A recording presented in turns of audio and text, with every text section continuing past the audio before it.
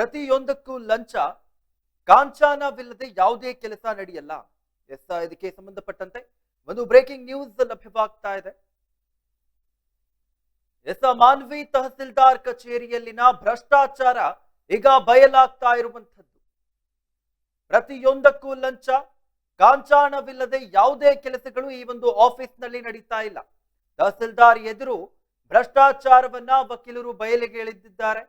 ಭ್ರಷ್ಟಾಚಾರದ ಆರೋಪವನ್ನ ಕೇಳಿ ರಾಜು ಫಿರಂಗಿ ಕಕ್ಕಾಬಿಕ್ಕಿಯಾಗಿರುವಂಥದ್ದು. ಇದು ಕಂದಾಯ ಕಚೇರಿನ ಅಥವಾ ಬ್ರೋಕರ್ ಕಚೇರಿಯ ಎಂಬುದಾಗಿ ಒಂದು ಪ್ರಶ್ನೆ ಮೂಡ್ತಾ ಇದೆ. ಶೌಚಾಲಯ ಇಲ್ಲದೆ ಅಲ್ಲಿನ ಸಾರ್ವಜನಿಕರು ಪರದಾಡ್ತಾ ಇದ್ದಾರೆ. ಮಾನ್ವಿ ಕಂದಾಯ ಕಚೇರಿ ಸಿಬ್ಬಂದಿಗೆ ವರ್ಗಾವಣೆಯೇ ಇಲ್ಲವಂತೆ. ಕಂದಾಯ ಕಚೇರಿಯ ಸಿಬ್ಬಂದಿಯ ದುರಾಡಳಿತವನ್ನ ಈಗ ವಕೀಲರು ಬಿಚ್ಚಿಟ್ಟಿದ್ದಾರೆ. ಮಾನ್ವಿ ತಹಸೀಲ್ದಾರ್ ಕಚೇರಿಯಲ್ಲಿನ ಭ್ರಷ್ಟಾಚಾರ ಬಯಲಾಗ್ತಾ ಇದೆ. ಪ್ರತಿಯೊಂದಕ್ಕೂ ಲಂಚ, ಕಾಂಚಾಣವಿಲ್ಲದೆ ಯಾವುದೇ ಕೆಲಸಗಳು ನಡೀತಾ ಇಲ್ಲ.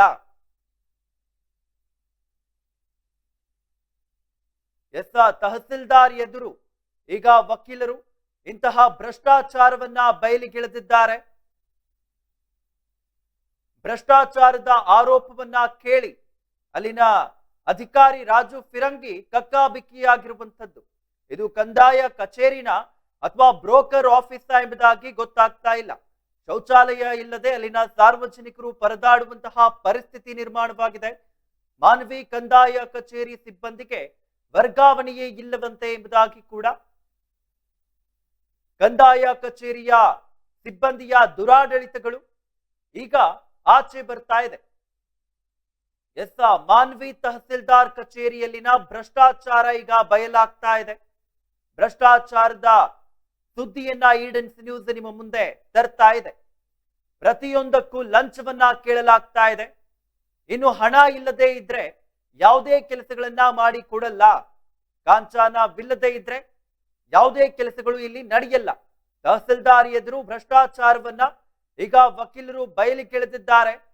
ಭ್ರಷ್ಟಾಚಾರದ ಆರೋಪ ಕೇಳಿ ಅಲ್ಲಿನ ಅಧಿಕಾರಿ ರಾಜು ಫಿರಂಗಿ ಕಕ್ಕಾಬಿಕ್ಕಿಯಾಗಿದ್ದಾರೆ.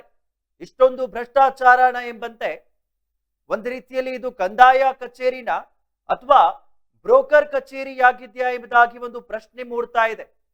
ಯಾಕಂದ್ರೆ ಅಷ್ಟೊಂದು ಭ್ರಷ್ಟಾಚಾರ ಈ ಒಂದು ಕಂದಾಯ ಕಚೇರಿಯಲ್ಲಿ ನಡೀತಾ ಇದೆ. ಇನ್ನು ಶೌಚಾಲಯ ಇಲ್ಲದೆ ಅಲ್ಲಿನ ಸಾರ್ವಜನಿಕರು ಕೂಡ ಪರದಾಡ್ತಾ ಇದ್ದಾರೆ. ಮಾನ್ವಿ ಕಂದಾಯ ಕಚೇರಿಯ ಸಿಬ್ಬಂದಿಗೆ ವರ್ಗಾವಣೆಗಳು ಕೂಡ ಆಗ್ತಾ ಇಲ್ಲ. ಕಂದಾಯ ಕಚೇರಿ ಸಿಬ್ಬಂದಿಯ ದುರಾಡಳಿತವನ್ನ ವಕೀಲರು ಈಗ ಬಿಚ್ಚಿಟ್ಟಿರುವಂಥದ್ದು. ಮಾನ್ವಿ ತಹಸೀಲ್ದಾರ್ ಕಚೇರಿಯಲ್ಲಿನ ಭ್ರಷ್ಟಾಚಾರ ಬಯಲಾಗಿದ್ದು ಮಾನ್ವಿ ತಹಸೀಲ್ದಾರ್ ರಾಜು ಫಿರಂಗಿ ಆಶ್ಚರ್ಯಚಕಿತರಾಗಿದ್ದಾರೆ. ಅಲ್ಲಿನ ತಹಸೀಲ್ದಾರ್ ರಾಜು ಫಿರಂಗಿ ಅವರೇ ಆಶ್ಚರ್ಯಚಕಿತರಾಗಿದ್ದಾರೆ ಅಂದ್ರೆ ಯೋಚನೆ ಮಾಡಿ ಯಾವ ಮಟ್ಟದಲ್ಲಿ ಭ್ರಷ್ಟಾಚಾರ ನಡೀತಾ ಇದೆ ಮಾನ್ವಿಯಲ್ಲಿ ಎಂಬುದಾಗಿ. ಮಾನ್ವಿ ಕಂದಾಯ ಕಚೇರಿಯಲ್ಲಿ ಶೌಚಾಲಯ ಕೂಡ ಇಲ್ಲದೆ ಅಲ್ಲಿನ ಸಾರ್ವಜನಿಕರು ಪರದಾಡ್ತಾ ಇದ್ದಾರೆ. ಕಚೇರಿಯ ಸಿಬ್ಬಂದಿಯ ದುರಾಡಳಿತವನ್ನ ಈಗ ವಕೀಲರು ಬಿಚ್ಚಿಟ್ಟಿದ್ದಾರೆ. ಸಾರ್ವಜನಿಕರು ಹಾಗೂ ಮಹಿಳೆಯರಿಗೆ ತುಂಬಾ ತೊಂದರೆಯಾಗ್ತಾ ಇದೆ. ಕಂದಾಯ ಕಚೇರಿ ಅನ್ನೋದು ಬ್ರೋಕರ್ ಕಚೇರಿಯಾಗಿದೆ ಎಂಬುದಾಗಿ ಅಲ್ಲಿನ ಸಾರ್ವಜನಿಕರು ಆಕ್ರೋಶವನ್ನ ವ್ಯಕ್ತಪಡಿಸಿರುವಂತದ್ದು.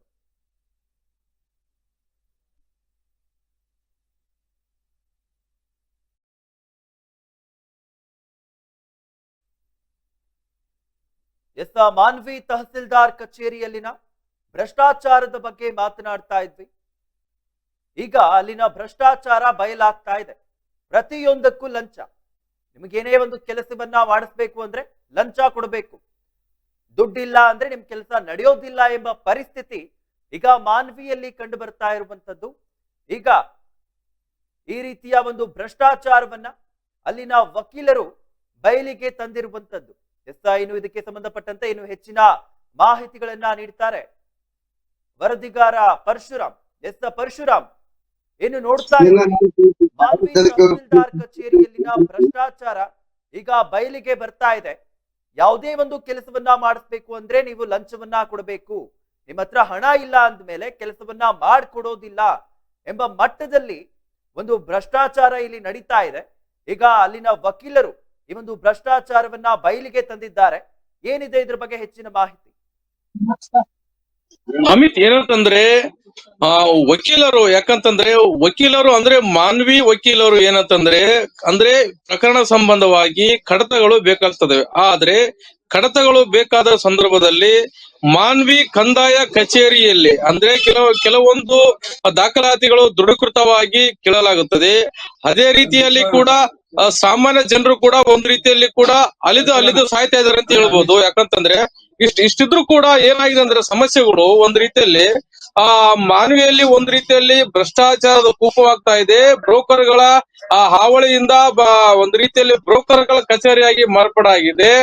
ನಾವ್ ಇಷ್ಟೊಂದು ಒಂದ್ ರೀತಿಯಲ್ಲಿ ಮಾನವಿ ವಕೀಲರ ತಂಡನೇ ಒಂದ್ ರೀತಿಯಲ್ಲಿ ಮಾನವಿ ಕಂದಾಯ ಕಚೇರಿಗೆ ಬಂದ್ರು ಕೂಡ ಇಷ್ಟೊಂದು ಸಮಸ್ಯೆ ಇದೆ. ನಮಗೆ ರೆಸ್ಪಾನ್ಸ್ ಇಲ್ವಾ, ಜವಾಬ್ದಾರಿ ಇಲ್ವಾ, ನಮಗೆ ನಾವು ಕೇಳ್ತಕ್ಕಂಥ ವಿಷಯ ನಿಮಗೆ ಏನು ಗೊತ್ತಾ, ಒಂದ್ ರೀತಿಯಲ್ಲಿ ಏನಾದ್ರೂ ಬೇಜವಾಬ್ದಾರಿಯಾಗಿ ಕಾಣ್ತಾ ಇದೆನಾ ಒಂದ್ ರೀತಿಯಲ್ಲಿ ವಕೀಲರು ಒಂದ್ ರೀತಿಯಲ್ಲಿ ಮುಗಿಬಿದ್ದಾಗ ಮಾನ್ವಿ ತಹಸೀಲ್ದಾರ್ ಆಗಿರ್ತಕ್ಕಂಥ ರಾಜು ಪಿರಂಗಿ ಅವರು ಒಂದ್ ರೀತಿಯಲ್ಲಿ ಕಕ್ಕಾಬಿಕ್ಕಿ ಆದರು. ಯಾಕಂತಂದ್ರೆ ಈ ಹಿಂದೆ ಕೂಡ ಸಾಕಷ್ಟು ಬಾರಿ ಕೂಡ ಇಡನ್ಸ್ ವಾಹಿನಿಯಲ್ಲಿ ಬೇರೆ ಬೇರೆ ಮಾಧ್ಯಮದಲ್ಲಿ ಕೂಡ ಪತ್ರಿಕೆಯಲ್ಲಿ ಕೂಡ ಮಾನ್ವಿ ಕಂದಾಯ ಕಚೇರಿ ಬಗ್ಗೆ ಅಥವಾ ಭ್ರಷ್ಟಾಚಾರದ ಬಗ್ಗೆ ಬ್ರೋಕರ್ಗಳ ಹಾವಳಿ ಬಗ್ಗೆ ವರದಿ ಅಥವಾ ಸುದ್ದಿ ಮಾಧ್ಯಮದಲ್ಲಿ ಬಂದರೂ ಕೂಡ ಒಂದ್ ರೀತಿಯಲ್ಲಿ ಇಲ್ಲಿನ ಅಧಿಕಾರಿಗಳು ಒಂದ್ ರೀತಿಯಲ್ಲಿ ಹೇಗಿದ್ದಾರೆ ಅಂದ್ರೆ ನಿಷ್ಕಾಳಜಿಯ ಒಂದು ತೋರ್ಪಡಿಸ್ತಾರೆ ಅಂತ ಹೇಳ್ಬೋದು. ಯಾಕಂತಂದ್ರೆ ಮಾನ್ವಿ ಕಂದಾಯ ಕಚೇರಿಯಲ್ಲಿ ಸುಮಾರು ವರ್ಷಗಳಿಂದ ಅಂದ್ರೆ 20ಕ್ಕಿಂತ ಹೆಚ್ಚು ವರ್ಷಗಳಿಂದ ಇಲ್ಲಿ ಸಿಬ್ಬಂದಿಗಳಿದ್ದಾರೆ. ಅಂದ್ರೆ ಬೇರೆ ಕಡೆ ವರ್ಗಾವಣೆ ಆದ್ರೂ ಕೂಡ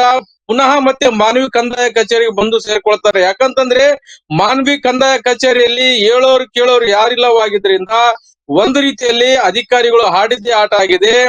ಯಾಕಂತಂದ್ರೆ ಈ ಮಾನ್ವಿ ಕಂದಾಯ ಕಚೇರಿಯಲ್ಲಿ ಶೌಚಾಲಯಗಳೆಲ್ಲ ಅಮಿತು. ಯಾಕಂತಂದ್ರೆ ಸಾರ್ವಜನಿಕರು ಇರ್ಲಿ, ಮಕ್ಕಳು ಇರ್ಲಿ, ಪುರುಷರಿರ್ಲಿ, ವೃದ್ಧರಿರ್ಲಿ, ಪ್ರಕರಣ ಸಂಬಂಧವಾಗಿ ಜಮೀನು ವಿಷಯ ಪ್ರಕರಣಗಳು ಕೂಡ ಮಾನವಿ ಕಂದಾಯ ಕಚೇರಿಯಲ್ಲಿ ನಡೆಯುತ್ತೆ. ಆದ್ರೆ ಪ್ರಕರಣ ಸಂದರ್ಭದಲ್ಲಿ ಏನಾದರೂ ಶೌಚಾಲಯ ಉಪಯೋಗಿಸುವಂತ ಸಂದರ್ಭ ಬಂದ್ರು ಕೂಡ ಅಲ್ಲಿ ಮಾನವಿ ಕಂದಾಯ ಕಚೇರಿಯಲ್ಲಿ ಸಾರ್ವಜನಿಕರಾಗಿರ್ತಕ್ಕಂಥ ಶೌಚಾಲಯನ ವ್ಯವಸ್ಥೆನೇ ಇಲ್ಲ.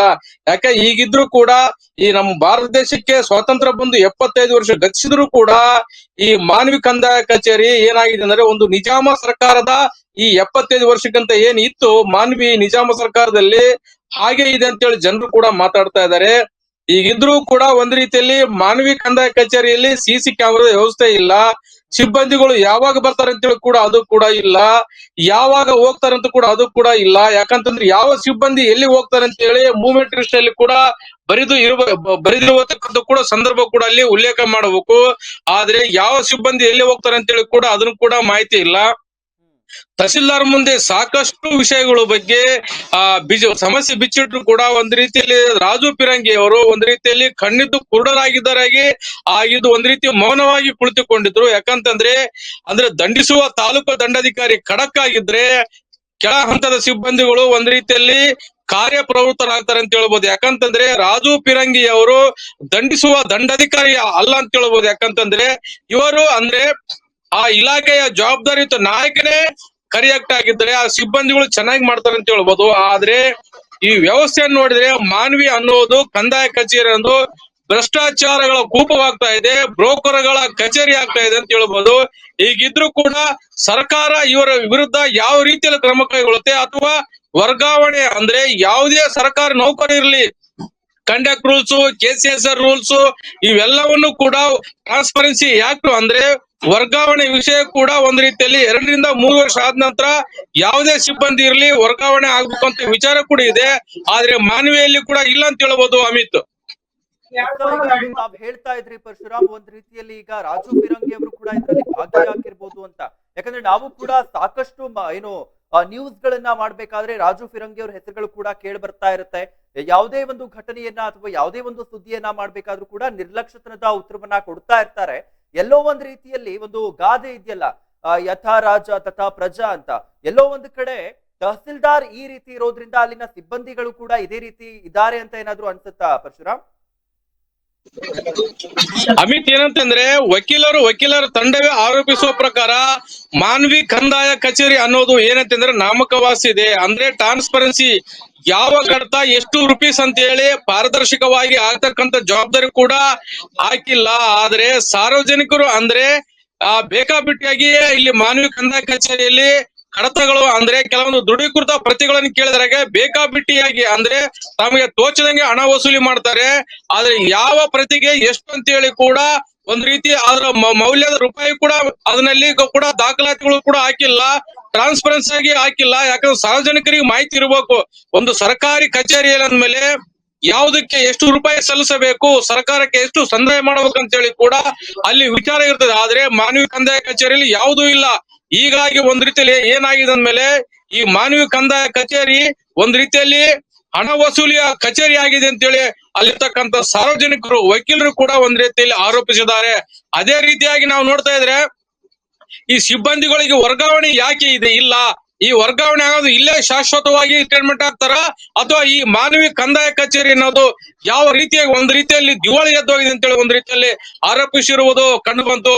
ಅಮಿತ್, ಈಗ ಏನು ಭ್ರಷ್ಟಾಚಾರ ಈಗಾಗಲೇ ಅಲ್ಲಿನ ವಕೀಲರು ಕೂಡ ಈ ಒಂದು ಭ್ರಷ್ಟಾಚಾರದ ವಿರುದ್ಧವಾಗಿ ಏನು ಈಗ ಭ್ರಷ್ಟಾಚಾರವನ್ನ ಬಯಲಿಗೆ ತಂದಿದ್ದಾರೆ.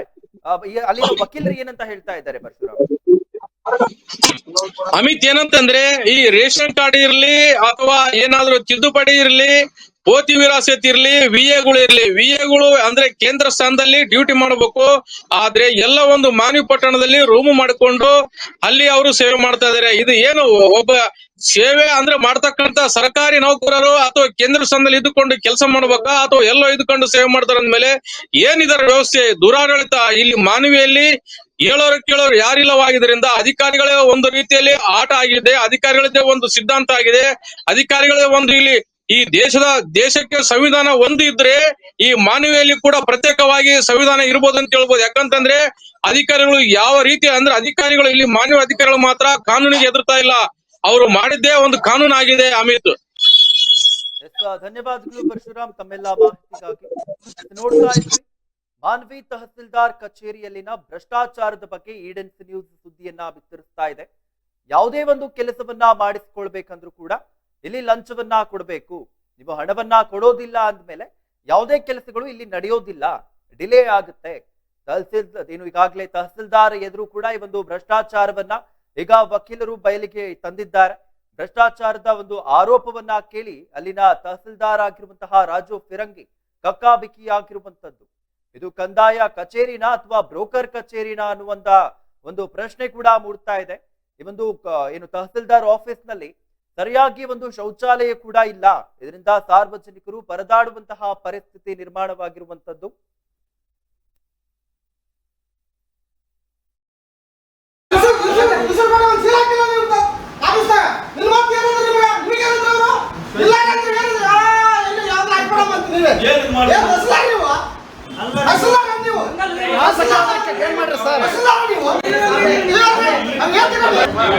ಒಂದು ವಾಸಸ್ಥಳ ನೀವೆಲ್ಲ ಚೆಕ್ ಮಾಡ್ರಿ, ವಾಸಸ್ಥಳದ್ದು ರಿಜಿಸ್ಟ್ರಿ ಚೆಕ್ ಮಾಡ್ರಿ.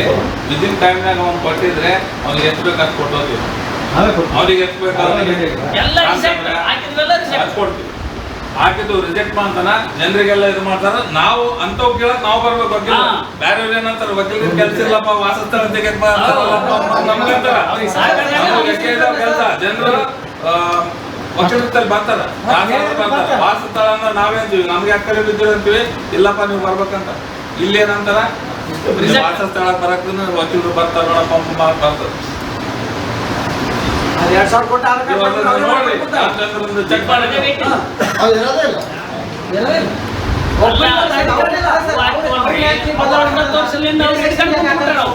ನಿಮ್ತಲ್ಲಿ ಕರ್ಕೊಂಡಲು ಬಂದಿದ್ದೆ ನಾನು ಒಂದ್ಸರಿ. ಎಷ್ಟು ರಿಜೆಕ್ಟ್ ಮಾಡಾನೆ ಎಷ್ಟಿಲ್ಲ ನೋಡ್ರಿ. ಜನರಿಗೆ ತ್ರಾಸ್ ಮಾಡೋದು ಆಫೀಸ್ ಅಲ್ಲಿದು. ಇಲ್ಲಿ ವಕೀಲರಿಗೆ ತ್ರಾಸ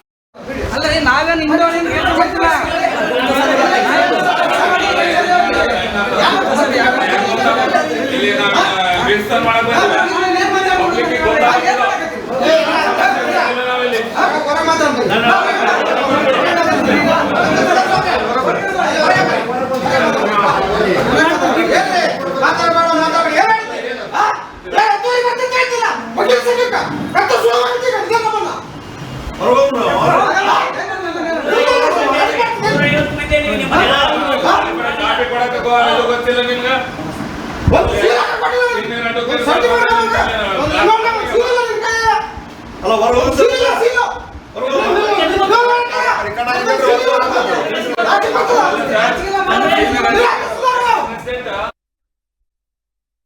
ಎಸ್, ಮಾನ್ವಿ ತಹಸೀಲ್ದಾರ್ ಕಚೇರಿಯಲ್ಲಿ ಭ್ರಷ್ಟಾಚಾರ ನಡೀತಾ ಇತ್ತು.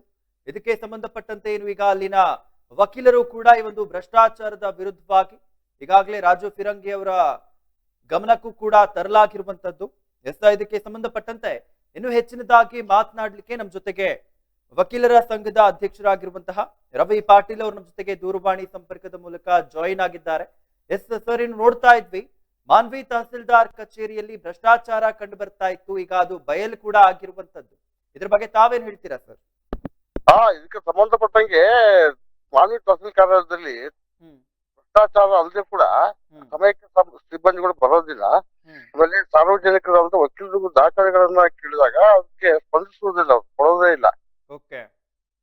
ಅದಕ್ಕೆ ಸಂಬಂಧಪಟ್ಟಾಗೆ ನಾವು ಇದನ್ನ ಸುಧಾರಣೆ ಮಾಡಬೇಕೆಂಬ ನಿಟ್ಟಿನಲ್ಲಿ ನಮ್ಮ ಮಾನ್ವಿ ವಕೀಲರ ಸಂಘಕ್ಕೆ ಒಂದು ಸಭೆಯನ್ನು ಮಾಡಿ ಈ ತರ ಆಗ್ತಾ ಇದೆ ತಹಸೀಲ್ ಕಾರ್ಯಾಲಯದಲ್ಲಿ ಅಂದ್ಕೊಂಡು ಇಲ್ಲ ಇದನ್ನ ತಹಸೀಲ್ದಾರ್ಗೆ ಮಾನ್ಯ ತಹಸೀಲ್ದಾರ್ ಗಮನಕ್ಕೆ ತರಬೇಕು ಅಂತೇಳಿ ನಾವು ನಮ್ಮ ವಕೀಲ ಸಂಘದಲ್ಲಿ ಚರ್ಚೆ ಮಾಡಿ ಸಂಬಂಧಪಟ್ಟ ಹಾಗೆ ಮಾನ್ಯ ತಹಸೀಲ್ದಾರನ್ನ ಖುದ್ದು ಭೇಟಿಯಾಗಿ ಲಿಖಿತ ಮನವಿಯನ್ನು ಕೂಡ ಕೊಟ್ಟಿದ್ವಿ. ನಮ್ಮ ವಕೀಲ ಸಂಘಕ್ಕೆ ಭೇಟಿ ನೀಡಿ ನಮ್ಮ ವಕೀಲರ ಅಹವಾಲನ್ನು ತಾವು ಸ್ವೀಕಾರ ಮಾಡ್ಬೇಕಂತೇಳಿ ಅವರು ಅದಕ್ಕೆ ಒಪ್ಕೊಂಡು ನಿನ್ನೆ ದಿನಾಂಕ 9ನೇ ತಾರೀಕು ನಿನ್ನೆ ಬರ್ತೀನಿ ಅಂತೇಳಿ 10:30ಕ್ಕೆ ಸಮಯ ಅವರೇ ನಿಗದಿ ಮಾಡಿದ್ರು. ನಾವು 10:30, 1, 2 ಗಂಟೆ 3 ಗಂಟೆವರೆಗೆ ಕಾದ್ರು ಕೂಡ ಅದಕ್ಕೆ ಸ್ಪಂದಿಸ್ಲಿಲ್ಲ ಅವರು. ಅದಕ್ಕೆ ಫೋನ್ ಮುಖಾಂತರ ಅವ್ರಿಗೆ ಬನ್ನಿ ನಾವು ವೇಟ್ ಮಾಡ್ತಾ ಇದೀವಿ ಅಂದಾಗ ಇಲ್ಲ ನಾನು ಬರೋದು ಆಗೋದಿಲ್ಲ, ನೀವ್ ಏನ್ ಮಾಡ್ಕೊಳ್ಳಿ ಅಂತ ಅವ್ರು ಹೇಳಿದಾಗ ನಾವು ನಿರ್ವಹಣೆ ಮಾನ್ಯ ತಹಸೀಲ್ದಾರನ್ನ ಭೇಟಿ ಆಗ್ಬೇಕಂತೇಳಿ ತಹಸೀಲ್ ಕಾರ್ಯಾಲಯಕ್ಕೆ ಭೇಟಿ ಕೊಟ್ವಿ. ಭೇಟಿ ಕೊಟ್ಟು ನಮ್ಮ ಎಲ್ಲ ವಕೀಲರು, ಹಿರಿಯ ವಕೀಲರು ಮತ್ತೆ ಎಲ್ಲ ವಕೀಲರು, ಕಿರಿಯ ವಕೀಲರು ಕೂಡ ಅಲ್ಲಿ ಆಗ್ತಕ್ಕಂಥ ಸಮಸ್ಯೆಗಳನ್ನು ತಹಸೀಲ್ದಾರ್ ಗಮನಕ್ಕೆ ತಂದಿದ್ದೀವಿ ನಾವು. ಈ ತರ ಆಗ್ತಾ ಇದೆ, ಪ್ರತಿಯೊಂದಕ್ಕೂ ದುಡ್ಡು ಒಂದು ಗ್ಯಾಸ್ ಟೈಪ್ ತರಿಸ್ಬೇಕಂದ್ರೆ 15 ರೂಪಾಯಿ ಇದೆ. ಅವ್ರಲ್ಲಿ ನಾವೇನಂದ್ರೆ 230, 250 ಕೊಡ್ಬೇಕು. ರೇಷನ್ ಕಾರ್ಡ್ಗೆ ನಾವು ಅಪ್ಲಿಕೇಶನ್ ಹಾಕಿದ್ವಿ ಆನ್ಲೈನ್ ಅಲ್ಲಿ ತಂಬರ್ತಕ್ಕಂಥ ಅಧಿಕಾರಿ ಅವ್ರನ್ನ ಭೇಟಿಯಾಗಿ ಆದ್ರೆ ಮಾತ್ರ ತಂಬರ್ತಾರೆ. ಇಲ್ಲಿ ಯಾರು ಭೇಟಿ ಆಗ್ತಾರೆ ಅವ್ರು ತಂಬರ್ತಾರೆ, ಇಲ್ಲ 5,000 ರೂಪಾಯಿ ನಿಗದಿ ಮಾಡಿದ್ದಾರೆ ಒಂದು ಭೇಟಿ ತಂಬರ್ತಕ್ಕೆ. ಮತ್ತೆ ಹೆಸರು ಸೇರ್ಪಡೆ, ರೇಷನ್ ಕಾರ್ಡ್ ಅಲ್ಲಿ ಹೆಸರು ಸೇರ್ಪಡೆಗೆ ತಿದ್ದುಪಡಿಗೆ 2,000 ರೂಪಾಯಿ ನಿಗದಿ ಮಾಡಿದ್ದಾರೆ. ಈಗ ರೈತ ನಮ್ಗೆ ಯಾವ ದಾಖಲೆಗಳನ್ನು ಇಲ್ಲ, ಅಲ್ಲಿ ಗ್ಯಾಸ್ ಇಸ್ಕೊತಾರೆ ಅವರು, ಗ್ಯಾಸ್ ಇಸ್ಕೊಂಡು ಕೆಲಸ ಮಾಡ್ತಾರೆ. ಅಲ್ಲಿ ನಾವು ಯಾವ್ದಾದ್ರು ದಾಖಲೆಗಳನ್ನು ಸಲ್ಲಿಸಕ್ಕೆ ಹೋದಾಗ ಇನ್ವಾರ್ಡ್ ನಲ್ಲಿ ಕೊಟ್ಟಾಗ ಅಲ್ಲಿ ಇನ್ವಾರ್ಡ್ ನಲ್ಲಿ ಇರ್ತಕ್ಕಂತ ಸಿಬ್ಬಂದಿ ವರ್ಗದವರು ಆ ಡೇಟ್ ಹಾಕಿ ಇನ್ವಾರ್ಡ್ ಮಾಡಿ ಪುಟಪ್ ಮಾಡಿ ಕೊಡ್ಬೇಕು ನಮ್ಗೆ. ಔಟ್ಬೋರ್ಡ್ ಇನ್ವಾರ್ಡ್ ಅಲ್ಲಿ ತಗೊಂಡು ಮಾಡ್ತಾ ಇಲ್ಲ. ಅವ್ರು ಏನಂದ್ರೆ ಇಲ್ಲ ಸೀಲ್ ಇಲ್ಲ ನಮ್ಮ ಹತ್ರ, ನಾವು ತಹಸೀಲ್ ಆಫೀಸ್ ನಲ್ಲಿ ಸೀಲ್ ಇಲ್ಲ ಅಂದ್ರೆ ಇಲ್ಲ ನಿಮ್ ತಹಸೀಲ್ದಾರ್ ಕೇಳ್ತೀವಿ, ನಮ್ಗೆ ಕೇಳ್ತೀವಿ. ಈಗ ಒಂದ್ ರೀತಿಯಲ್ಲಿ ಏನು ಹಣ ಅಲ್ಲಿನ ಜನಗಳಿಂದ ಈ ರೀತಿ ಹಣವನ್ನ ಕಿತ್ಕೊಳ್ಳಾಗ್ತಾ ಇದೆಯಲ್ಲ, ಇದಕ್ಕೆ ಸಂಬಂಧಪಟ್ಟಂತೆ ಇನ್ನೂ ಹಲವಾರು ಒಂದು ರೀತಿಯ ಸಮಸ್ಯೆಗಳು ಕೂಡ ಕಂಡು ಬರ್ತಾ ಇದೆ. ಅಲ್ಲಿ ಶೌಚಾಲಯ ವ್ಯವಸ್ಥೆ ಇಲ್ಲ, ಈ ರೀತಿ ತಾವು ಕೂಡ ಹೇಳ್ತಾ ಇದ್ರಿ ಸರಿಯಾದ ಟೈಮ್ ಕೂಡ ಬರಲ್ಲ ಅಂತ. ಸುಮಾರು ಜನ 30 ಜನ ಮಹಿಳಾ ಸಿಬ್ಬಂದಿಗಳು ಕೆಲಸ ಮಾಡ್ತಾರೆ. ಬೆಳಗ್ಗೆ 10 ಗಂಟೆಗೆ ಬರ್ತದೆ, 10:30 ಬಂದ್ರೆ ಅವ್ರು 5 ಗಂಟೆವರೆಗೆ ಅಲ್ಲೇ ಇರ್ಬೇಕು. ಪಾಪ ಅವ್ರ ಶೌಚಾಲಯನೇ ಇಲ್ಲ.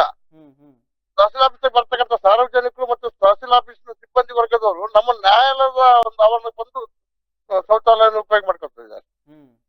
ಇದ್ರ ಬಗ್ಗೆ ನಾವು ತಹಸೀಲ್ದಾರ್ ಗಮನಕ್ಕೆ ತಂದಾಗ ನೋಡೋಣ, ವಿಚಾರ ಮಾಡೋಣ, ಇವೆಲ್ಲ ಕೇಳ್ಬೇಕಾ ಸರ್? ಇವೆಲ್ಲ ತಾವು ಇದೆಲ್ಲ ಸಾರ್ವಜನಿಕರಿಗೆ ಈ ವ್ಯವಸ್ಥೆನೇ ಇಲ್ಲ ಅಲ್ಲಿ. ಶೌಚಾಲಯನೇ ಇಲ್ಲ, ಕುಡಿಯೋ ನೀರು ಬಿಡ್ರಿ, ಕುಡಿಯೋ ನೀರು ಅವೆಲ್ಲ ಮಾಡ್ಬೇಕು. ಬಟ್ ಕುಡಿಯೋ ನೀರು ಬೇಕಾಗಿಲ್ಲ ಬಿಡಿ, ಓಕೆ, ಅಟ್ಲೀಸ್ಟ್ ಶೌಚಾಲಯ ಬೇಕಲ್ಲ, ಮಹಿಳೆ ಜೊತೆ. ಮಹಿಳೆಯರಿಗೆ ಇಲ್ಲ, ಸಿಬ್ಬಂದಿ ಬಿಡು, ಮಹಿಳೆಯರಿಗೆ, ಸಾರ್ವಜನಿಕ ಮಹಿಳೆಯರಿಗೆ ಬೇಡ, ಸಿಬ್ಬಂದಿ ವರ್ಗದವ್ರಿಗೆ ಅದು ಏನು ಬೇಕಲ್ಲ ಸರ್? ಏನ್ ವ್ಯವಸ್ಥೆ ಮಾಡಿಲ್ಲ ಸರ್. ನಿಜವಾಗಿ ಇವಾಗ ತಹಸೀಲ್ ಕಾರ್ಯಾಲಯಕ್ಕೆ ಬರೋದಿಲ್ಲ. ನೀವು ಬೇಕಿದ್ರೆ ಒಂದು ತುಣುಕು ಇದು ಮಾಡಿ, ತಹಸೀಲ್ದಾರ್ ಇಲ್ಲೋದೇ ಇಲ್ಲ ಅಲ್ಲಿ. ನಾವು ಯಾರಿಗೆ ಕೇಳಬೇಕು? ಹೌದು ಸರ್, ಯಾಕಂದ್ರೆ ಈಗ ಏನು ಒಂದ್ ರೀತಿಯಲ್ಲಿ ಭ್ರಷ್ಟಾಚಾರದ ಆರೋಪ ಕೇಳಿ ಬರ್ತಾ ಇತ್ತು, ಶೌಚಾಲಯ ವ್ಯವಸ್ಥೆ ಇಲ್ಲ, ಹಾಗೆ ಅಲ್ಲಿ ವರ್ಗಾವಣೆ ಕೂಡ ಯಾರ್ದು ಆಗ್ತಾ ಇಲ್ಲ, ಅಲ್ಲೇ ಫಿಕ್ಸ್ ಆಗಿ ಇದ್ದಾರೆ ಅನ್ನೋ ಕೂಡ ಒಂದ್ ಮಾಹಿತಿ ಬರ್ತಾ ಇತ್ತು. ಇಷ್ಟೆಲ್ಲ ತಾವು ಏನು ಈಗ ರಾಜು ಫಿರಂಗಿ ಅವರ ಗಮನಕ್ಕೆ ತಂದಿದ್ದೀರಾ? ಆ ಕಡೆಯಿಂದ ಏನಾದ್ರು ರೆಸ್ಪಾನ್ಸ್ಗಳು ಬಂತ ಸರ್? ನಾನು ಮೇಲಾಧಿಕಾರಿ ಗಮನಕ್ಕೆ ತರ್ತಿದ್ದೀನಿ. ಯಾರ್ಯಾರು ಇದ್ದಾರೆ 8-10 ವರ್ಷದಿಂದ ಅಲ್ಲೇ ಕೆಲಸ ಮಾಡ್ತಾ ಇದ್ದಾರೆ ಸರ್. ಅವ್ರು ಯಾರ್ಯಾರು ಇದ್ದಾರೆ ಅಂತ ಒಂದು ವರದಿ ತರಿಸ್ಕೊಂಡು ನಾನು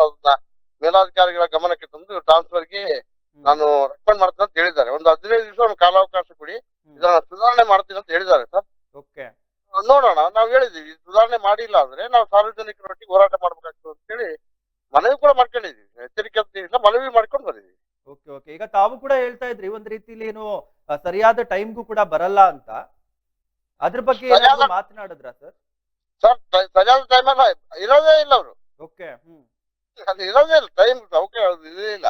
ನಾವ್ ಹೇಳಿದ್ವಿ ಸರ್, ಅದಕ್ಕೆ ಅವ್ರಿಗೆ ಏನ್ ಬಯೋಮೆಟ್ರಿಕ್ ಇದ್ ಮಾಡಿದಾರಂತೆ, ಯಾವಾಗ ಬರ್ತಾರೆ ಏನು ಗೊತ್ತಿಲ್ಲ ಸರ್, ಇರೋದೇ ಇಲ್ಲ. ಅವ್ರು ಏನ್ ದಾಖಲೆಗಳು ಇಟ್ಟಿಲ್ಲ, ಯಾವಾಗ ಅಟ್ಲೀಸ್ಟ್ ಅವ್ರು ಸಿಗ್ನೇಚರ್ ಮಾಡ್ಕೋಬೇಕು. ಅವ್ರು ಯಾವ ಇರಲ್ಲ ಸರ್, ಒಂದು ಐಡೆಂಟಿ ಕಾರ್ಡ್ ಇಲ್ಲ. ಓಕೆ. ಯಾವ ಅಧಿಕಾರಿ ಸೆಕ್ಷನ್ ಅಂತೇಳಿ ಸೆಕ್ಷನ್ ಯಾವಂತ ಗೊತ್ತಾನೆ ಆಗಲ್ಲ. ಅದೇನಂದ್ರೆ ತಹಸೀಲ್ ಆಫೀಸ್ ಮಾನವೀಯ ಒಂದು ಕೊಂಡವಾಡ, ದನದ ಕೊಟ್ಟಿಗೆ ಆದಂಗ ಆಗಿದೆ ಸರ್. ಓಕೆ. ಏನ್ ಪಾಪ ನಾವು ಎಲ್ಲ ವಕೀಲರು, ನಮಗೆ ಎಷ್ಟು ತೊಂದರೆ ಆಗ್ತಾ ಇದೆ ಅಂದ್ರೆ ಸಾರ್ವಜನಿಕರು ಈಗ ಎಷ್ಟು ಚಿತ್ರಹಿಂಸೆ ಅನ್ಭವಿಸ್ತಾರೆ. ತಹಸೀಲ್ ಆಫೀಸ್ ಅಂದ್ರೆ ಬೇಡಪ್ಪ, ಯಾರ ಬ್ರೋಕರ್ ಕೊಟ್ಟು ಕೆಲಸ ಮಾಡ್ಕೊಳ್ಳೋಣ, ನಾವು ಕೆಲಸ ಆಗಲ್ಲ ಅಂತೇಳಿ ಸಾರ್ವಜನಿಕರು ಬೇಸತ್ತಿಕೊಂಡಿದ್ದಾರೆ. ಎಸ್, ಈಗ ಒಂದು ರೀತಿ ಅದೇ ತರ ಕಂಡು ಬರ್ತಾ ಇದೆ ಸರ್. ಇದು ಒಂದು ಕಂದಾಯ ಕಚೇರಿನ ಅಥವಾ ಬ್ರೋಕರ್ ಆಫೀಸ್ ಅನ್ನೋ ತರ ಕಂಡು ಬರ್ತಾ ಇದೆ.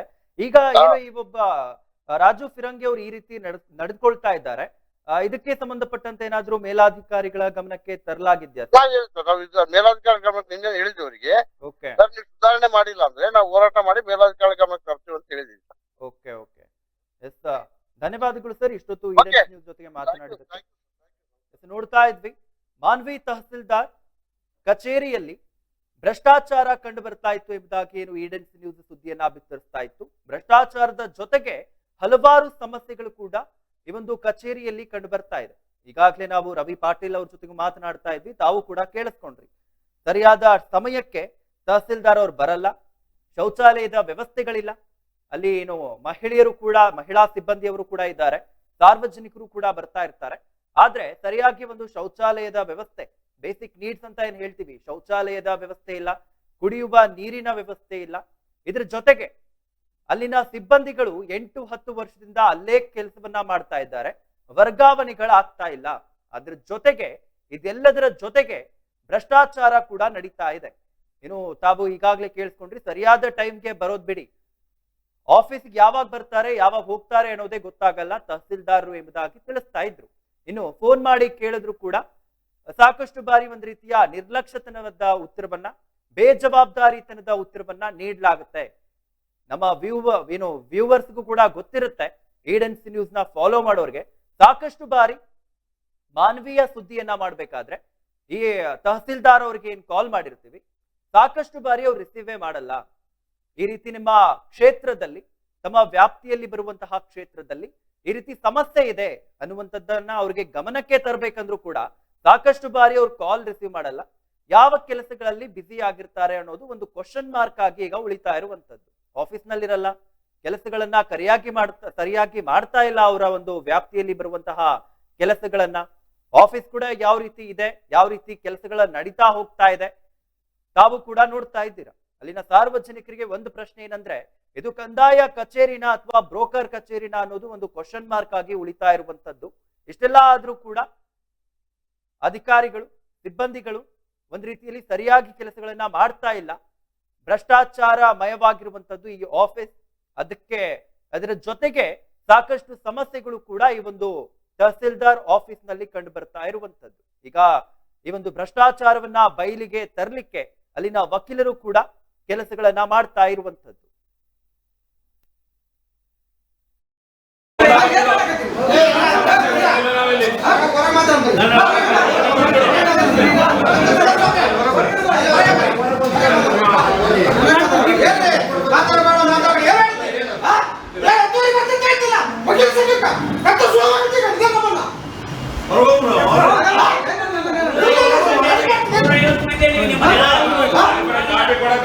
ಗೊತ್ತಿಲ್ಲ ನಿಮ್ಗೆ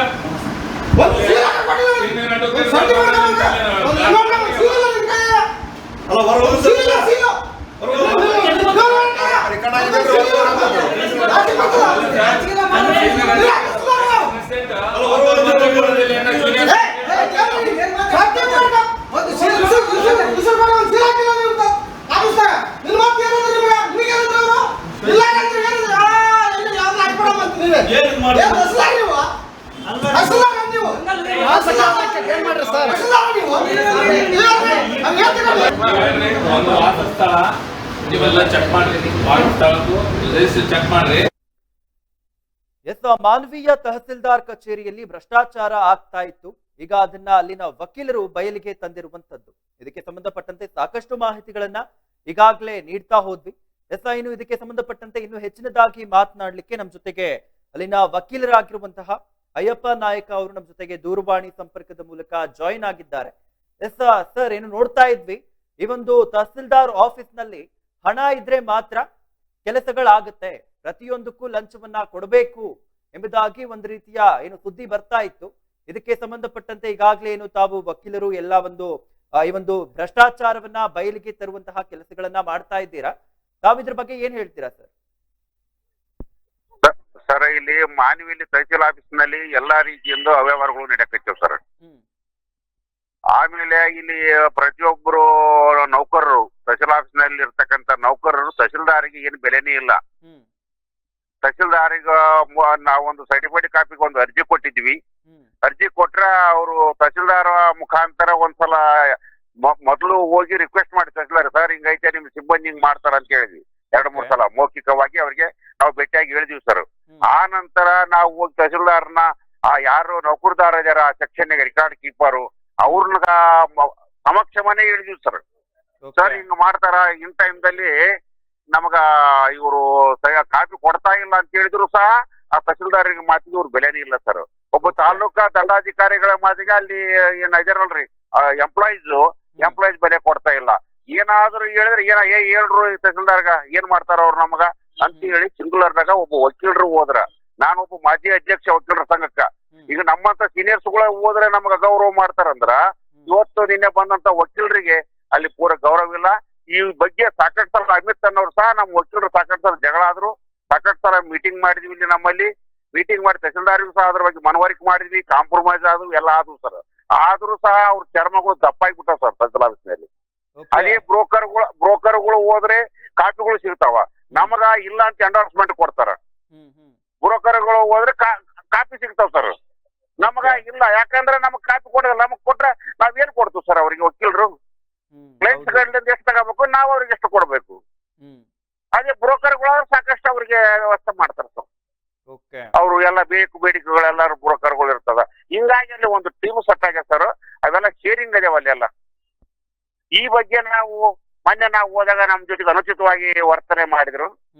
ಹಾಗಾಗಿ ನಾವು ಬಂದು ನಮ್ಮ ವಕೀಲರ ಸಂಘದ ಅಧ್ಯಕ್ಷರಿಗೆ ನಾವು ಫಿರ್ಯಾದಿ ಕೊಟ್ಟಿವಿ. ನೋಡ್ರಿ ಹಿಂಗೈತೆ ನಮ್ ಸಮಸ್ಯೆ, ನೀವು ಮಾಡ್ತಿದ್ರೆ ಸರಿ, ಇಲ್ಲಾಂದ್ರೆ ನಾನು ಕಂದಾಯ ಮಂತ್ರಿಗಳಿಗೆ ಮತ್ತು ರಾಯಚೂರು ಜಿಲ್ಲಾಧಿಕಾರಿಗಳಿಗೆ ನಾನು ಕಂಪ್ಲೇಂಟ್ ಮಾಡ್ತೀನಿ ಅಂತ ಹೇಳಿದಾಗ ನಮ್ಮ ಅಧ್ಯಕ್ಷರು ಏನಂತ ಹೇಳಿದ್ರೆ ಇಲ್ರಿ ನಾವು ವಿಚಾರ ಮಾಡೋಣ ಅದ್ರ ಬಗ್ಗೆ ಅಂತ ಹೇಳಿ ಮೀಟಿಂಗ್ ಕರೆದು ತಹಸೀಲ್ದಾರ್ ಹೋಗಿ ಹೇಳಿದ್ರು ಸರ್ ಇದನ್ನ ಒಂದು ನಮ್ಮ ಇದರಲ್ಲಿ ಚೌಕಟ್ಟಿನಲ್ಲಿ ಒಂದು ಇದರಲ್ಲಿ ಬಗೆಹರಿಸಮು ಅಂತ ಹೇಳಿ ತಹಸೀಲ್ದಾರ್ಗೆ ಹೋಗಿ ಒಂದು ಮನವಿ ಕೊಟ್ಟಿವಿ. ಸರ್ ತಹಸೀಲ್ ಆಫೀಸ್ನಾಗ ನಾವೆಲ್ಲ ಬಂದ್ರೆ ಗಲಾಟೆ ಆಗ್ತದ, ನಮ್ಮ ಸಮಸ್ಯೆಗಳು ಹಿಂಗಾಗ್ಯಾವ, ನೀವು ಬಂದು ನಮ್ಮ ವಕೀಲರ ಸಂಘಕ್ಕೆ ಬರ್ರಿ, ಸೌಹಾರ್ದಯುತವಾಗಿ ನಾವು ಚರ್ಚೆ ಮಾಡೋಣ ಅಂತ ಹೇಳಿದ್ವಿ ಅವ್ರಿಗೆ. ನಾವು ಹೇಳಿದ ತಹಸೀಲ್ದಾರ್ ಮೊದಲೇ ದಿವಸ ಒಪ್ಪಿಗೆ ಅಂದ್ರೆ ಸರ್ ಅದು ಆಯ್ತು, ನಾಳೆ 10 ನಾನು ಬರ್ತೀನಿ, ನಿಮಗ ನಾವು ಬಂದು ನಿಮ್ಮ ಸಮಸ್ಯೆಗಳು ನಾನು ಆಲಿಸ್ತೀನಿ ಅಂತ ಹೇಳಿದ್ರಿ ಸರ್.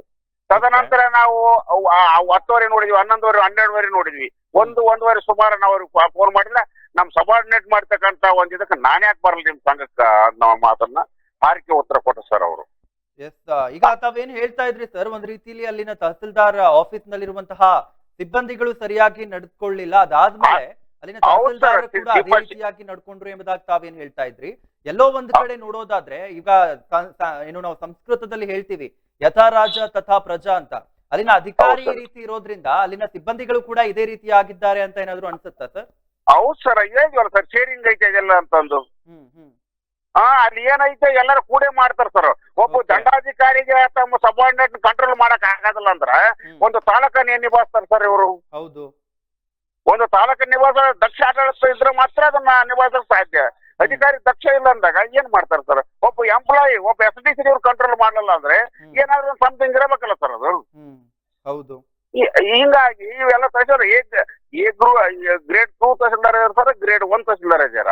ಇಬ್ರು ಮಾತಿಗೆ ಬೆಲೆನೇ ಇಲ್ಲ ಅಲ್ಲಿ. ಅವ್ರು ಎದುರಿಗೆ ಹೇಳ್ತಾರೆ ಏನ್ ಸರ್ ನೀವ್ ಹೇಳಿದಂಗ್ ಮಾಡಕ್ ಆಗೋದಿಲ್ಲ ಅಂತ ಓಪನ್ ಆಗಿ ಹೇಳ್ತಾರೆ ಸರ್ ಅವರು. ಮತ್ತೆ ಒಬ್ಬ ಇವ್ರನ್ನ ಇಷ್ಟೆಲ್ಲ ಆದ್ರೂ ಸಹ ಮೇಲಾಧಿಕಾರಿಗೆ ಬರೆದು ನೀವು ಟ್ರಾನ್ಸ್ಫರ್ ಮಾಡ್ತಾರೆ ಅಂದ್ರೆ ನಿನ್ನೆ ನಾವು ಟ್ರಾನ್ಸ್ಫರ್ ಮಾಡ್ತಾರೆ ಅಂದ್ರೆ ಅದು ನನ್ನ ಕೈಯಾಗಿಲ್ಲ, ನಿಮ್ ಕೈಯಾಗಲ್ಲ ಸರ್, ನಿಮ್ ಕೈಯಾಗಿಲ್ಲ. ಆದ್ರೆ ನೀವು ರೆಕಮೆಂಡ್ ಮಾಡಕ್ ಏನಾಗೈತೆ ಇವ್ರಿಗೆ? ಹೌದು. ರೆಕಮೆಂಡ್ ಮಾಡೋಕ ಸರ್, ಡಿ ಸಿ ರೆಕಮೆಂಡ್ ಮಾಡ್ರಿ. ಇವ್ರ ಪಬ್ಲಿಕ್ ಜೊತೆಗೆ ಸರಿಗಿಲ್ಲ. ಪಬ್ಲಿಕ್ ಸರ್ವೆಂಟ್ ಇವರು. ಸರ್ಕಾರದ ಅನ್ನಕ್ಕೆ ಉಪ್ಪು ತಿಂತಾರೆ ಇವರು. ಸರ್ಕಾರ ಋಣದಾಗ ಸರ್ಕಾರ ಋಣದಾಗ ಪಬ್ಲಿಕ್ ಇವರು ಕೆಲಸ ಮಾಡಲ್ಲ ಅಂದ್ರೆ ಯಾಕಿರ್ಬೇಕು ಸರ್? ಹೌದು. ಈಗ ರಾಜೀನಾಮೆ ಕೊಟ್ಟು ಹೋಗ್ಬೇಕು, ಇಲ್ಲ ಸಸ್ಪೆಂಡ್ ಮಾಡ್ಬೇಕು, ಇಲ್ಲ ಟ್ರಾನ್ಸ್ಫರ್ ಮಾಡ್ಬೇಕು ಸರ್ ಇವ್ರನ್ನ. ಈಗ ತಹಸೀಲ್ದಾರ್ ಈ ರೀತಿ ಏನ್ ಮಾತಾಡ್ತಾ ಇದ್ದಾರೆ, ಒಂದ್ ರೀತಿಯ ಉಡಾಫೆ ಉತ್ತರಗಳನ್ನ ಕೊಡ್ತಾ ಇದ್ದಾರೆ. ಹೌದು ಸರ್. ಇದಕ್ಕೆ ಸಂಬಂಧಪಟ್ಟಂತೆ ಅಲ್ಲಿನ ಮೇಲಾಧಿಕಾರಿಗಳ ಗಮನಕ್ಕೆ ಏನಾದ್ರು ತಂದಿದ್ದೀರಾ ಸರ್? ಮೇಲಾಧಿಕಾರಿಗಳ ಗಮನಕ್ಕೆ ತರಬೇಕಂತಿತ್ತು ಸರ್. ಈಗ ನಿನ್ನೆ ನಾವು ತಹಸೀಲ್ ಆಫೀಸ್ನಲ್ಲಿ ಹೋಗಿ ಎಲ್ಲ ವಕೀಲರ ಸಮೂಹ ಅಧ್ಯಕ್ಷರು, ಸದಸ್ಯರು, ಎಲ್ಲ ಬಾಡಿ ಎಲ್ಲ ನಾವು ಹೋಗಿ ಒಂದು ತಾಸು 2 ತಾಸು ಡಿಸ್ಕಸ್ ಮಾಡಿದಲ್ಲಿ ಅವ್ರು ಏನಂದ್ರು, ನೀವೇನ್ ಇದ್ರ ಬಗ್ಗೆ ನಿಮ್ಮ ಬೇಡಿಕೆಗಳಿದಾವ, ಇದ್ರ ಬಗ್ಗೆ ನಾನು ಡಿ ಸಿ ಅವ್ರು ಕೂಡ ಮಾತಾಡ್ತೀನಿ. ಆಮೇಲೆ ನಿಮ್ಗೆ ಏನು ನಾವು ಇದ್ರ ಬಗ್ಗೆ ಆಕ್ಷನ್ ತಗೊಂಡಿವಿ ಅನ್ನೋದ್ರ ಬಗ್ಗೆ ನಾವು ನಿಮ್ಗ ಲಿಖಿತ ರೂಪದಲ್ಲಿ ತಿಳಿಸ್ತೀವಿ. ಇವ್ರು ಸಂಬಂಧಪಟ್ಟ ಸಿಬ್ಬಂದಿ ಮೇಲೆ ಏನ್ ಆಕ್ಷನ್ ತಗೊಂಡಿವಿ ನಾವು, ಅದನ್ನ ಸರಿಪಡಿಸ್ಲಿಕ್ಕೆ ನಾವ್ ಏನೇನ ಕ್ರಮ ಕೈಕೊಂಡಿವಿ ಅನ್ನೋದ್ರ ಬಗ್ಗೆ ನಾನ್ ನಿಮ್ಗೆ 1 ವಾರದಲ್ಲಿ ಲಿಖಿತ ರೂಪದಲ್ಲಿ ತಿಳಿಸ್ತೀವಿ ಮುಖ್ಯರ ಸಂಘ ಅಂತ ಹೇಳಿ ಸರ್.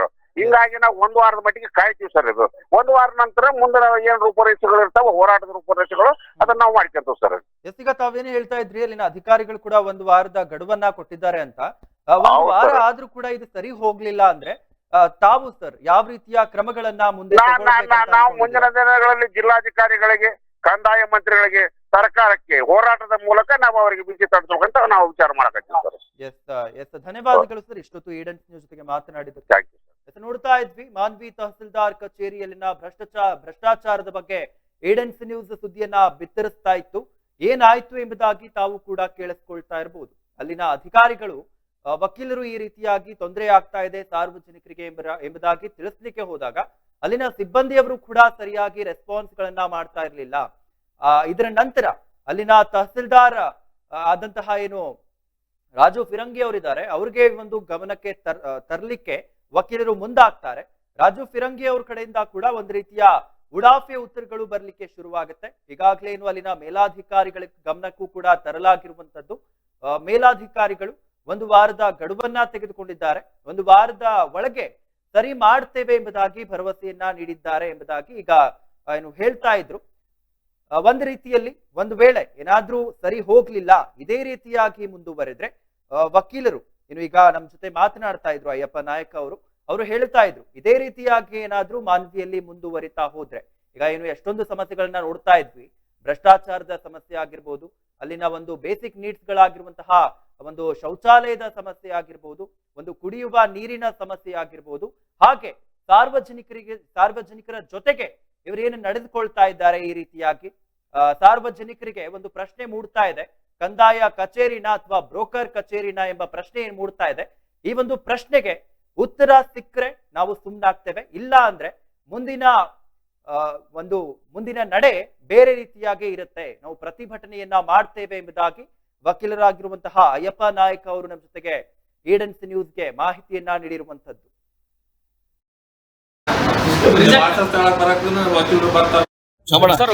ಮಾನ್ವಿ ಕಂದಾಯ ಕಚೇರಿಯಲ್ಲಿ ನಿಮ್ಮ ವಕೀಲರ ಸಂದರ್ಭದಲ್ಲಿ ಏನ್ ಸರ್ ತಹಸೀಲ್ದಾರ್ ಮುಂದೆ ಮಾನ್ವಿ ಪ್ರಸ್ತಾಪ ಮಾಡಿದ್ರಿ? ಇದಕ್ಕೆ ಮಾನ್ವಿ ತಹಸೀಲ್ ಕಾರ್ಯಾಲಯಕ್ಕೆ ನಮ್ಮ ಮಾನ್ವಿ ವಕೀಲರ ಸಂಘದ ಸದಸ್ಯರು ಮತ್ತು ಮಾನ್ಯ ತಹಸೀಲ್ದಾರ್ ಅವರಿಗೆ ನಮ್ಮ ವಕೀಲರ ಅಲ್ಲಿ ನಮ್ಮ ವೃತ್ತಿಯಲ್ಲಿ ಆಗ್ತಕ್ಕಂತ ಕೆಲವೊಂದು ಲೋಪದೋಷಗಳ ಬಗ್ಗೆ ನಾವು ನ್ಯಾಯಾಲಯಕ್ಕೆ ದಾಖಲೆಗಳನ್ನು ಸಲ್ಲಿಸಬೇಕಾದ್ರೆ ಕೆಲವೊಂದು ದಾಖಲೆಗಳನ್ನ ನಾವು ದೃಢೀಕೃತ ದಾಖಲೆಗಳು ಬೇಕು ಅಂತೇಳಿ ಮಾನ್ವಿ ತಹಸೀಲ್ ಕಾರ್ಯಾಲಯದಲ್ಲಿ ಹಾಕಿದಾಗ 1 ತಿಂಗಳು 2 ತಿಂಗಳು 3 ತಿಂಗಳು ದಾಖಲೆಗಳನ್ನು ಕೊಡೋದೇ ಇಲ್ಲ. ಅದನ್ನ ನಾವು ಸಿಬ್ಬಂದಿ ಜೊತೆ ಕೇಳಿದಾಗ ಅವರು ಇಲ್ಲ, ನಮ್ಮ ಹತ್ರ ದಾಖಲೆಗಳನ್ನೇ ಇಲ್ಲ, ನೀವ್ ಏನ್ ಮಾಡ್ತೀರಿ ಮಾಡ್ರಿ, ಮತ್ತು ತಹಸೀಲ್ದಾರ್ಗೆ ಹೇಳ್ತೀವಿ, ತಹಸೀಲ್ದಾರ್ ನೀವು ಹೇಳಿಕೆ ನಮ್ಮ ಹತ್ರ ಇಲ್ಲ ಅಂತೇಳಿ ಅವರು ನಮ್ಮ ವಕೀಲರ ಜೊತೆ ಅನುಚಿತವಾಗಿ ವರ್ತನೆ ಮಾಡ್ತಕ್ಕಂತ ದೂರಿನ ಹಿನ್ನೆಲೆಯಲ್ಲಿ ನಾವು ನಿನ್ನೆ ನಮ್ಮ ಮಾನವಿ ವಕೀಲರ ಸಂಘದಲ್ಲಿ ತುರ್ತು ಸಭೆ ಸೇರಿ ಇದಕ್ಕೆ ಸಂಬಂಧಿಸಿದಂತೆ ದೂರಿಯನ್ನು ಸಲ್ಲಿಸಿದ್ರಲ್ಲ, ಆ ದೂರಿಗೆ ಸಂಬಂಧಿಸಿದಂತೆ ನಾವು ಮೊನ್ನೆ ತಹಸೀಲ್ದಾರರಿಗೆ ನಿನ್ನೆ ಕರಾವು ಪಾಸ್ ಮಾಡ್ಕೊಂಡು ಮೊನ್ನೆ ತಹಸೀಲ್ದಾರರಿಗೆ ಇದ್ರ ಬಗ್ಗೆ ಸಮಸ್ಯೆಗಳನ್ನ ತಿಳಿಸ್ಬೇಕಂತೇಳಿ ನಾವು ತಹಸೀಲ್ದಾರರಿಗೆ ನಿನ್ನೆ ಭೇಟಿಯಾಗಿ ಇವತ್ತು 10:30 ನಮ್ಮ ವಕೀಲ ಸಂಘದಲ್ಲಿ ಬಂದು ಭೇಟಿ ಆಗ್ತೀನಿ ಅಂತೇಳಿ ಅವರು ಸಮಯ ನಿಗದಿ ಮಾಡಿದ್ರು. ಆದ್ರೆ ಇವತ್ತು ನಾವು 12 ಗಂಟೆ 1 ಗಂಟೆ ಆದ್ಮೇಲೆ ಒಂದು ಫೋನ್ ಮುಖಾಂತರ ತಿಳಿಸಿದಾಗ ನಮ್ ಕೈಲೇ ಬರೋದಾಗೋದಿಲ್ಲ, ನೀವೇನ್ ಮಾಡ್ತೀರಿ ಮಾಡ್ಕೊಳ್ರಿ ಎಂಬ ಒಂದು ಹೇಳಿದ ದೃಷ್ಟಿಯಿಂದ ನಾವು ತಹಸೀಲ್ದಾರರ ವಿರುದ್ಧ ಇವತ್ತು ತಹಸೀಲ್ದಾರರಿಗೆ ನೀವು ಹೇಗ್ ಬಂದಿಲ್ಲ ಸಮಸ್ಯೆ ಹೇಳ್ಬೇಕಂತೇಳಿ ನಿಮ್ಮ ಹತ್ರ ಕರೆಸಿದ್ರೆ ನೀವು ಬಂದಿಲ್ಲ ಯಾವ ಕಾರಣ ಅಂತ ಕೇಳಕ್ ಬಂದು ಸಮಸ್ಯೆಗಳನ್ನು ಹೇಳಿದಾಗ ಅವರು ಉತ್ತರನೇ ಇಲ್ಲ ಅದಕ್ಕೆಲ್ಲ. ಯಾಕಂದ್ರೆ ಅವರು ತಹಸೀಲ್ದಾರ್ ಮಾನವಿ ತಹಸೀಲ್ದಾರ್ ಆಗಿದ್ದಾರೆ. ಮಾನವಿ ತಹಸೀಲ್ ಕಾರ್ಯಾಲಯದ ಅವರು ಒಂದು ಹಿಡಿತದಲ್ಲಿದ್ದಾರೆ. ಆ ಕಾರಣದಿಂದ ಅವರು ನಮ್ಮ ಸಮಸ್ಯೆಗಳಿಗೆ ನಾವು ಹೇಳಿದೀವಿ ಕೂಡ. ಇವತ್ತು ಇಲ್ಲ ಭ್ರಷ್ಟಾಚಾರ ಆಗ್ತಾ ಇದೆ ತಹಸೀಲ್ ಆಫೀಸ್ ನಲ್ಲಿ, ಸಮಯಕ್ಕೆ ಸರಿಯಾಗಿ ಬರ್ತಾ ಇಲ್ಲ. 8-10 ವರ್ಷ ಆಯ್ತು ಸಿಬ್ಬಂದಿಗಳು ಇಲ್ಲೇ ಕೆಲಸ ಮಾಡ್ತಿದ್ದಾರೆ. ಸಾರ್ವಜನಿಕರಿಗೆ ನಮಗೆ ಸ್ಪಂದಿಸ ಇಲ್ಲ, ಸಾರ್ವಜನಿಕ ಯಾವ ರೀತಿ ಸ್ಪಂದಿಸ್ತಾರ ಅಂತೇಳಿ ನಾವು ತಹಸೀಲ್ದಾರ್ ಗಮನಕ್ಕೆ ತಂದಿದ್ದೀವಿ. ಆ ತಹಸೀಲ್ದಾರ್ ಇನ್ನೊಂದು 15 ದಿವಸ ನಿಮ್ಗೆ ಕಾಲಾವಕಾಶ ಕೊಡ್ರಿ, ಇದನ್ನೇ ನನ್ನ ಬಗೆಹರಿಸಿ ಅದನ್ನ ಆ ಒಂದು ವರದಿ ತಮಗೆ ಕಳಿಸ್ತೀನಿ ಅಂತೇಳಿ ಮಾನ್ಯ ತಹಸೀಲ್ದಾರ್ ಹೇಳಿದ್ದಾರೆ. ಆ ಕಾರಣದಿಂದ ಮಾನವಿ ವಕೀಲ ಸಂಘವು ಯಾವ ರೀತಿ ಕ್ರಮ ಕೈಗೊಳ್ತಾರೆ ಅಂತೇಳಿ ನಾವು ಕಾಯ್ತಾ ಇದ್ದೀವಿ. ಈಗಾಗಲೇ ಮಧ್ಯಾಹ್ನದ ನಮ್ಮ ಮೊದಲಿಗೆ ಶಫಿ ಅವ್ರು ಬಂದಿದ್ರು. ಅವ್ರು ತಹಸೀಲ್ದಾರ್ ಅವರು ಬರಬಾರ್ದಂದ್ರು. ನಾವೆಲ್ಲ ವಕೀಲರು ಇದು ಜನರ ಸಮಸ್ಯೆಗೆ ನಾವು ಬಂದಿದ್ದಿಲ್ಲ. ತಹಸೀಲ್ದಾರ್ ಹತ್ರ ಏನ್ ಬಂದಿವಿ, ಇದು ವಕೀಲರ ಸಮಸ್ಯೆ ಅಲ್ಲ, ಇದು ಶ್ಯಾಮ್ ಸುಂದರ್ ಸಮಸ್ಯೆ ಅಲ್ಲ, ರವಿಕುಮಾರ್ ಪಾಟೀಲ್ ಅಲ್ಲ, ಸೀನಿಯರ್ ಅಡ್ವೊಕೇಟ್ ಅಲ್ಲ, ಇದು ಜನರ ಸಮಸ್ಯೆ. ಇಲ್ಲಿ ಹಿರಿಯ ವಕೀಲರು ಮಾಜಿ ಅಧ್ಯಕ್ಷರಾಗಿರ್ತಕ್ಕಂಥ ಅಯ್ಯಪ್ಪ ನಾಯ್ಕರು ಒಂದು ದುಡಿಕುತ ನಕಲನ್ನ ಪಡಿಬೇಕು ಅಂತೇಳಿ ಸರಿಸುಮಾರು ಈಗ 1 ತಿಂಗಳು ಆಯ್ತು. ಒಬ್ಬ ಮಾಜಿ ಅಧ್ಯಕ್ಷರಿಗೆ ನೀವು ಒಂದು ದಾಖಲಾತಿಗಳನ್ನು ಕೊಡಕ ಇಷ್ಟು ಡಿಲೇ ಮಾಡಿದ್ರೆ ಜನರಿಗೆ ನ್ಯಾಯಾಲಯದಲ್ಲಿ ಅವರಿಗೆ ನ್ಯಾಯ ಸಿಗೋದು ಡಿಲೇ ಯಾಕಾಗ್ತದ ಅಂದ್ರೆ ಈ ರೀತಿ ಇದಕ್ಕೆ ಡಿಲೇ ಆಗುತ್ತೆ. ಅದೇ ರೀತಿ ಇಲ್ಲಿ ಒಂದು ನಮ್ಮ ಅಫಿಷಿಯಲ್ಸ್ ಏನಿದ್ದಾರೆ, ಇದು ಮೊದಲ ಬಾರಿ ಅಲ್ಲ, ಹಿಂದಿನ ಸಹ ವಕೀಲರೊಂದಿಗೆ ಬಹಳಷ್ಟು ಅನುಚಿತವಾಗಿ ಅವ್ರ ವರ್ತನೆ ಇದೆ. ಇಲ್ಲಿ ಮೀಟಿಂಗ್ ಮಾಡಿದ್ರು ನಮ್ಮ ಮೇಲೇನೋ, ಇಲ್ಲಿ ಅಮಿತ್ ಅಂತೇಳಿ ಮತ್ತೆ ರಾಮಚಂದ್ರ ಅಂತೇಳಿ ಇಲ್ಲಿ ಸುಮಾರು ಒಂದು 8-10 ವರ್ಷದಿಂದ ಇಲ್ಲಿ ಒಂದು ಊಟ ಹುಡ್ಕೊಂಡ್ ಕುಂತಾರ. ಅವ್ರನ್ನ ನಾವು ಟ್ರಾನ್ಸ್ಫರ್ ಮಾಡ್ಬೇಕು ಅಂತೇಳಿ ಒತ್ತಾಯ ಮಾಡಿವಿ. ಅದೇ ರೀತಿ ದುಡಿಕುತ ನಕಲುಗಳನ್ನ ಸರಿಯಾದ ಸಮಯದಲ್ಲಿ ಕೊಡ್ಬೇಕು. ಮತ್ತೆ ಇಲ್ಲಿ ಲೂಟಿ ನಡೀತಾ ಇದೆ. ತಹಸೀಲ್ ಆಫೀಸ್ ನಲ್ಲಿ ಏನಾಗ್ತಾ ಇದೆ ಅಂದ್ರೆ ಒಂದು ಲೂಟಿ, ಅಲ್ಲಿ ಎಲ್ಲಿ ಬೋರ್ಡ್ ಇಲ್ಲ. ಜನಸಾಮಾನ್ಯರಿಗೆ ಒಂದು ಪಾಣಿಗೆ ಎಷ್ಟು ರೊಕ್ಕ ಕೊಡ್ಬೇಕಂತನೂ ಅಲ್ಲಿ ಇಲ್ಲ. ಜನಸಾಮಾನ್ಯರಿಂದ ಒಂದು ಪಾಣಿ ತಗೋಬೇಕಂದ್ರೆ ಒಂದು 500 ರೂಪಾಯಿ ಕೇಳ್ತಾರೆ. ವಕೀಲರು ಬಂದ್ ಅರ್ಜಿ ಕೊಟ್ರೆ ಅಲ್ಲಿ ಅರ್ಜಿನ ಕಿಮ್ಮತ್ತಿಲ್ಲ. ಯಾವುದೇ ಬ್ರೋಕರ್ ಬಂದ್ ಕೊಟ್ಟನಂದ್ರೆ ಅವನ 2,000 ರೂಪಾಯಿ ಕೊಡ್ತಾನ, ಅವನಿಗೆ ಜಲ್ದಿ ಕೊಡ್ತಾರೆ. ಇಲ್ಲಿ ವಕೀಲರು ಕೆಲಸ ಆಗಲ್ಲ ಅನ್ಬೋದನ್ನ ತೋರಿಸ್ಬೇಕು ಜನರಿಗೆ ಎಂಬ ಒಂದು ಭಾವನೆ ಅವ್ರ ತಲ್ಲಿ ಇರ್ಬೋದು. ಆದ್ರೆ ನಾವೇನ್ ಹೇಳ್ತೀವಿ ಅಂದ್ರೆ ಇನ್ನು ಬೇರೆ ತರಿಕಾ ನಾವು ತೆಗೆದುಕೊಳ್ಳಕ ನಮಗೆ ಆದಂತ RTI ಹಾಕಿ ತಗೋತೀವಿ. ಬಟ್ ಇಲ್ಲಿ ಯಾವ ರೀತಿ ಒಂದು ಕೆಲಸ ನಡೀತಿದೆ ಅಂತೇಳಿ ಮಾನ್ಯ ತಹಸೀಲ್ದಾರ್ರಿಗೆ ಗೊತ್ತಿಲ್ಲ. ಅವರೇ ಹೇಳಕತ್ತಾರೆ ನಮ್ಗೆ ಏನಂದ್ರೆ ನಾವು ಮೂಮೆಂಟ್ ರಿಜಿಸ್ಟರ್ ಇಟ್ಟಿಲ್ಲ ಅಂತ ಹೇಳಿ. ನೀವು ನೋಡ್ರಿ ಅದು ರೆಕಾರ್ಡ್ ನಲ್ಲಿ ನಿಮ್ಮಲ್ಲಿ ಬಂದಿರ್ತದ. ಆ ರೀತಿ ಇಲ್ಲಿ ಹೇಳ್ತಾ ಇದ್ದಾರೆ.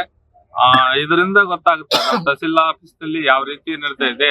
ಇದು ಕೇವಲ ವಕೀಲರಿಗೆ ಒಂದೇ ಅಲ್ಲ, ಇವತ್ತೆ ವಕೀಲರು ಎಲ್ಲರೂ ಕೂಡಿ ಬಂದಿವಿ ಅಂದ್ರೆ ಮಾನವಿ ತಾಲೂಕಿನ ಸಮಸ್ಯೆಗಳಿಗೆ ಬಂದಿವಿ ಎಂಬುದನ್ನ ತಹಸೀಲ್ದಾರ್ ಅರ್ಥ ಮಾಡಿಕೊಂಡು ಆದಷ್ಟು ಬೇಗ ಎಲ್ಲಾ ಜನರಿಗೆ ಮತ್ತೆ ವಕೀಲರಿಗೆ ಒಂದು ಏನು ಕೆಲಸಗಳು ಆಗ್ಬೇಕು ಎಂಬುದನ್ನ ಮಾಡಿಕೊಡ್ಬೇಕು ಅಂತ ಹೇಳ್ತೀವಿ. ಮುಖ್ಯವಾಗಿ ಇನ್ನೊಂದು ತಾವ್ ಹೇಳಿದ್ರೆ, ನಾವು ಸುಮಾರು ವರ್ಷದಲ್ಲಿ ನೋಡ್ತೀವಿ, ಇಲ್ಲೇ ಹುಟ್ಟಿ ಇಲ್ಲೇ ಬೆಳೆದಿವಿ, ಒಂದು ಟಾಯ್ಲೆಟ್ ಇಟ್ಟಿಲ್ಲ ಇಲ್ಲಿ. ಹೆಣ್ಮಕ್ಳು ಇಲ್ಲಿ ಎಲ್ಲಾ ಕೆಲಸ ಮಾಡೋರಾರ, ಜನರು ಬರ್ತಾರ ಊರಿನಿಂದ, ಒಂದು ಟಾಯ್ಲೆಟ್ ಇಟ್ಟಿಲ್ಲ. ಅವ್ರಿಗೆ ನಾಚಿಕೆ ಬರ್ಬೇಕು. ತಹಸೀಲ್ದಾರ್ ಹೇಳಿದ್ರೆ ನಾವು ಮುಂದೆ ಮಾಡ್ತೀವಿ ಅಂತ ಹೇಳ್ತಾರೆ. ಇದನ್ನ ಅವ್ರ ಗಮನದಾಗ ತೆಗೆದುಕೊಂಡು ಆದಷ್ಟು ಬೇಗ ತಹಸೀಲ್ ಆಫೀಸ್ ನಲ್ಲಿ ಅದನ್ನ ಇರ್ಬೇಕು. ಈ ಟೈಮ್ ಸರಿಯಾಗಿ ಯಾವ್ದು ಕೆಲಸ ಮಾಡಲ್ಲ. ಎಲ್ಲಾ ಅಫಿಷಿಯಲ್ಸ್ ಇಲ್ಲಿ ಹೊರಗಿರ್ತಾರ. ಇಲ್ಲಿ ಕಟ್ಟಿಗೆ ಚಾ ಕುಡಿಯಕ್ ಹೋದೆ, ಅಲ್ಲಿ ಸಾಬಣ್ಣ ಹೋಟ್ಲಿಗೆ ಹೋದೆ, ಇಲ್ಲ ಈ ಕಡೆ ಹೋದೆ, ಬೇರೆ ಕಡೆ ಎಲ್ಲ ಸುತ್ತಮುತ್ತ ಹೋಟೆಲ್ದಾಗೆ ಅವ್ರು ಸಿಗ್ತಾರ. VAಗಳು ಅವ್ರವ್ರ ರೂಮಿನಲ್ಲಿ ಇರ್ತಾರ. ಆ ರೀತಿ ಪರಿಸ್ಥಿತಿ ಇದ್ದಾಗ ಇದು ನಾವು ವಕೀಲರು ನಮ್ಮ ರೆಸ್ಪಾನ್ಸಿಬಿಲಿಟಿ ಅಂತ ಹೇಳಿ ಬಂದು ನಾವು ತಹಸೀಲ್ದಾರಲ್ಲಿ ಮನವಿ ಮಾಡಿವಿ. ತಹಸೀಲ್ದಾರ್ಗೆ ನಾವು ಬಂದು ನಮ್ಮ ಗೌರವಿತವಾಗಿ ಬಾರ್ನಲ್ಲಿ ಹೇಳ್ಬೇಕಂದ್ವಿ. ಅವ್ರು ನಾವು ಬರೋದಿಲ್ಲ ಅಂಬ ಒಂದಾದಾಗ ಆಟೋಮೆಟಿಕ್ ನಾವು ಬರಲೇಬೇಕಾಯ್ತು. ಆ ಮಾತಿನ ಬಂದಿವಿ. ಅದಕ್ಕೆ ಸಪೋರ್ಟ್ ಆಗಿ ಒಂದು ರಾಜಕೀಯವಾಗಿ ಇವತ್ತೇನೋ ಬಂದಿದ್ದಾರೆ ಯಾರು, ಸುರೇಶ್ ಕುರ್ಡಿ ಮತ್ತೆ ಇನ್ನಿತರರು ಅಫಿಷಿಯಲ್ಸ್ ಯಾರು ಅವ್ರಿಗೆ ಕರೆದಿಲ್ಲ. ಇನ್ನ ಅಧ್ಯಕ್ಷರು ಅವರೆಲ್ಲ ನಮ್ಮವರೇ. ಇವತ್ತೇನ್ ನಾವ್ ಅಲ್ಲಿ ನೌಕರರ ಇದಕ್ಕೆ ಹೋಗಿಲ್ಲ. ಇಲ್ಲಿ ಇರ್ತಕ್ಕಂತ ಎಲ್ಲರಿಗೆ ತಹಸೀಲ್ ಕಾರ್ಯಾಲಯದವ್ರಿಗೆ ಹೇಳಿವಿ. ಅವ್ರ ನೌಕರ ಸಂಘದವ್ರು ಬಂದು ಮೀಟಿಂಗ್ ನಾಗ ಅದೇನು ವಿತೌಟ್ ಪರ್ಮಿಷನ್ ಎಂಟ್ರಿ ಆಗಕತ್ತಾರ. ಅವ್ರೇನ್ ಆ ರೀತಿ ರಾಜಕೀಯ ಮಾಡೋದಿತ್ತಪ್ಪ ಅಂದ್ರೆ ನಾವು ವಕೀಲರು ರೆಡಿ ಇದೀವಿ. ಅದಕ್ಕೇನು ಹಿಂದ ಮುಂದೆ ನೋಡಲ್ಲ. ಅವ್ರು ರಾಜಕೀಯ ಮಾಡ್ಲಿ, ನಾವು ಮಾಡ್ತೀವಿ, ಅವಾಗ ನೋಡೋಣ ಅಂತ. ಯಾವ್ದಕ್ ಸತ್ಯಕ್ಕೆ ಜಯ ಇರ್ತದ.